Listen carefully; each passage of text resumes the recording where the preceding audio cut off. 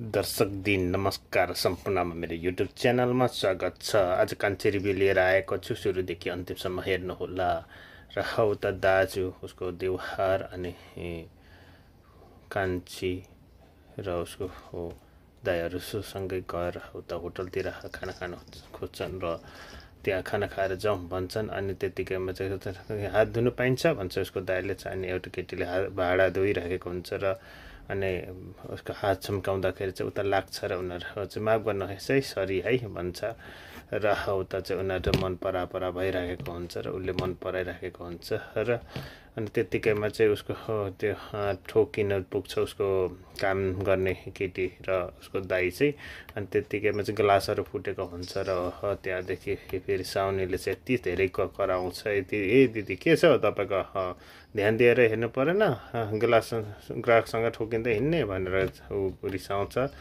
अनि गिलासहरू पनि त्यत्रो फुटाइसक्नु भयो भन्छ। अनि फेरि ग्राहकसँग, त्यही ग्राहक भनेको उसको दाजु हो कान्छी, त्यही पनि अनि माफ गर्नुहोस् भन्छ। अनि उसले चाहिँ दिदी तपाईँ नरिसाउनुहोस् त्यसरी, कहिलेकाहीँ त्यस्तो भइहाल्छ नि भन्छ। अनि फेरि उसले ए त जहिले पनि यस्तै हो के भन्छ, म त राम्रोसँग थाहा छ के गर्नुपर्छ भन्दै ऊ गर्छ र गाली पर्छ। अलिकति ढङ्ग भनेको नि यति पनि छैन। के हेऱ्यो एउटा त्यो खुट्टा उठा भनेको सुनेनस् भन्दै कराउँछ। उसले नराम्रो व्यवहार गर्छ र उसको बुढा पनि आइपुग्छ, त्यो साउजी पनि। अनि के भयो भन्दै को गएर बस्छ। तर उसको साउने चाहिँ अलिक राम्रो रहेछ। अनि साउने चाहिँ अलिक महान्छ। के हुनु भने ए देखेन यहाँ ग्लास रस फुटाइसक्यो, कति रस 200-300 भन्दा धेरै अलासिनेको कामै छैन, के गर्नु छ मैले जानेको छु भन्दै उठिन् भन्दै कराउँछ र उसले हातपात गर्छ र अनि लान्छ र उसले धेरै नराम्रो गर्छ। अनि उता फेरि तातो खाना भइरहेछ, लो नरिसाउनु है भन्छ। अनि कान्छीले चाहिँ भन्छ हामी त तपाईँहरूकोमा आफ्नो स्टाफले अन्जानमा सामान गल्ती गर्दाखेरि यति नराम्रो व्यवहार गर्नुहुँदो रहेछ। अनि तपाईँहरूको जस्तोको मान्छे खाना खाएर तपाईँहरूको जस्तो व्यापार बढाइदिनु छैन। हामी त त्यसै पनि एउटा निर्दोष मान्छेलाई अन्जानमा गरेको गल्तीलाई यति साह्रो नराम्रो गर्नेले श्रीमतीले गर्दा हाम्रो भोकै हराइसक्यो।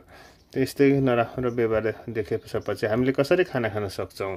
भोक लागिहाल्यो भने खानै पर्यो हाल्यो भने अरूको पनि होटल छ नि, हामी खाइहाल्छौँ नि बुढा। मलाई चाहिँ यहाँ तबाट व्यथा आयो जस्तो लाग्यो, लु न कस्तो नराम्रो लाग्यो, हामी यहाँबाट गइहाल्यौँ अर्कै ठाउँ भन्छ। अनि यसको त्यहाँमा साउजीले चाहिँ होइन त्यसो नभन्नुहोस् न, खाना तरा भइरहेछ, आइहाल्छ नि, मेरो श्रीमती त्यस्तो छ, म त यो टोलोहरूको सभाहरूमध्ये त म त एकदम असल मान्छे पर्छु हो, खाना आइहाल्यो हो भन्छ। अन्त के हाम्रो छुट्टी सक्यो भन्छ उनीहरू चाहिँ खानाहरूले चाहिँ। अनि कस्तो हो अझै पनि खाना ल्याउनु छैन भन्दै रिसाउँछ। अनि ल्याइहाल्यो भन्दा हात ल्याउँछ, ए सिस्टर गर हो भन्दै कराउँछ ऊ चाहिँ। तर पनि उनीहरू मान्दैनन् र अनि त्यत्तिकैमा जान्छन् उनीहरू रिसाएर चाहिँ, किनकि राम्रो व्यवहार गरेको कारणले चाहिँ।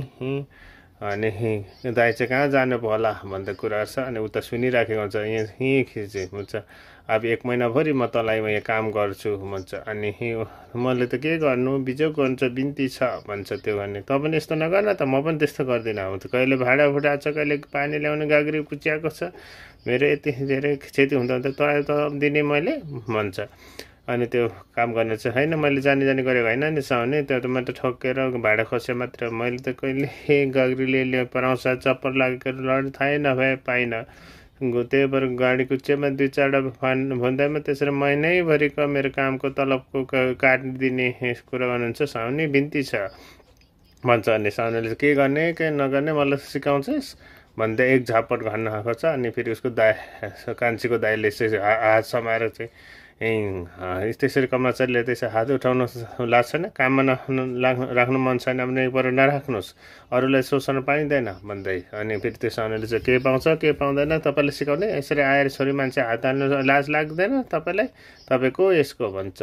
अनि हाम्रो दाइ भन्छ कान्छी भएर आएर त्यो सुनिरहेको हुन्छ। र हाम्रो दाइ पनि कोही पनि पर्नुहुन्न, तर पनि कसैले अन्य भएको ठाउँमा बोल्नको लागि कोही साइनो बहिनीभित्रकै मान्छे हुनुपर्छ। हामी सबै मान्छे हौ, तपाईँहरूको होटलको साउने हुँदो रहेछ, तपाईँ नै मान्छे हो, उहाँ पनि तपाईँको काम गर्ने कर्मचारी पनि तपाईँ नै मान्छे नै हो, सबैले काम काट्दा रगत आउँछ राति आउँछ, त सबैले हेर्दा मन दुख्छ।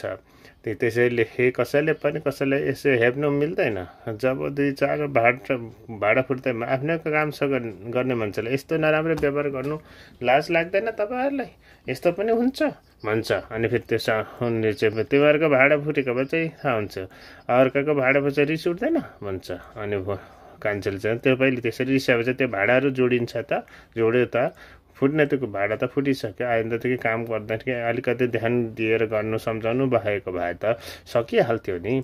यस्तो नराम्रो व्यवहार चाहिँ भाडा त फुट्यो, तर कसैको मन फुटाउने काम त किन गर्नुहुन्छ दिदी भन्दै उसले सम्झाउँछ। धेरै सम्झाउँदा नि ऊ सुन्दैन र त्यहाँदेखि चाहिँ उसलाई धेरै माया लागेर उनीहरूले दुईजनाले नै साह्रै समस्या रहेछ भनेर चाहिँ अब दिन्छु ल बुढा, मसँग यति मात्रै छ भनेर चाहिँ उनीहरूलाई पैसा दिन्छन्। र तपाईँको साह्रै दिदी, तपाईँको साह्रै मन दुख्यो होला, हामीले नै मन दुख्यो, लु यति चाहिँ तपाईँ धेरै सहयोग गर्थे तर हामीसँग पनि त्यति धेरै छैन, लु यति नै हो अब भनेर उसले चाहिँ उनीहरूले तिनैजना कुरा गरेर चाहिँ उनीहरूलाई पैसा दियो। अनि ऊ चाहिँ मान्दैन, तर पनि म काम गरेर धन भएको मान्छेको यस्तै हुन्छ, तर यस्तै सबैहरू गर्दाखेरि भन्छ। अनि फेरि त्यस्तो हुँदैन दिदी, तपाईँले गलत बुझ्नु, सबै धनी मान्छे यस्तो खराब हुँदैन नि।